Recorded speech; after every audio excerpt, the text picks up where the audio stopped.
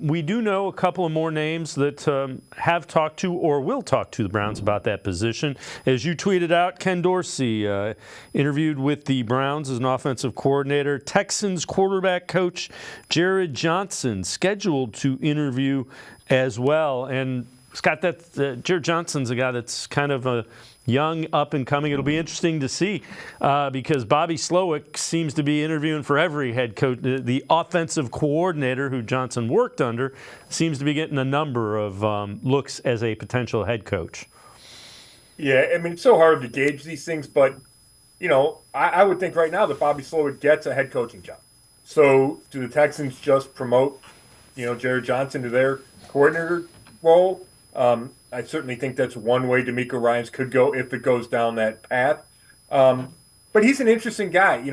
He played quarterback at Texas A&M, bounced around the league, didn't play but was on a bunch of teams, played in the Canadian Football League, started coaching in high school, and has really made a quick ascension up the coaching ranks. This is his first year as a quarterback's coach. Last year in 2022, he was assistant quarterback coach with the Vikings. But for you only to be in that role 1 year and then start to get coordinator interviews, first of all, it speaks to how well C.J. Stroud played this year under him. But secondly, it speaks to how impressive Johnson must be, that teams look at him and go, hey, this guy is on the rise. Maybe you take a chance on him early because you really think he's going to grow into somebody who has a bright future. Yeah, and that's usually the way it works with the younger guys that ascend into the coordinator position and also head coaching positions. All right, so we mentioned Ken Dorsey. That was a guy that was Josh Allen's OC, was fired in the middle of the year. Take a look at this. The difference between Josh Allen's rookie and sophomore seasons, 2018-19. So Ken Dorsey was the QB coach in 2019. Allen 6% higher completion percentage, 1.8 lower interception percentage, had 21 passing yards per game higher, 18 passer ratings higher, and 1.8 higher TD percentage. So Ken Dorsey, which isn't necessarily a sexy name, does have some success with Josh Allen's much more physical, but he's a dual threat guy, and he had a lot of success when Dorsey took over.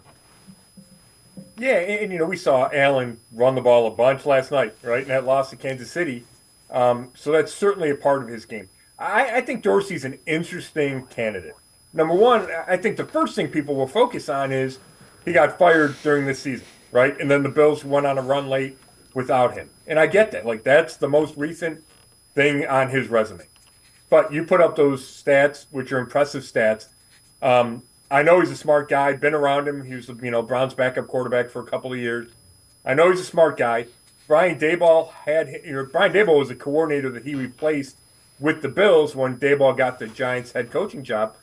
Daboll brought him to Buffalo. They knew each other.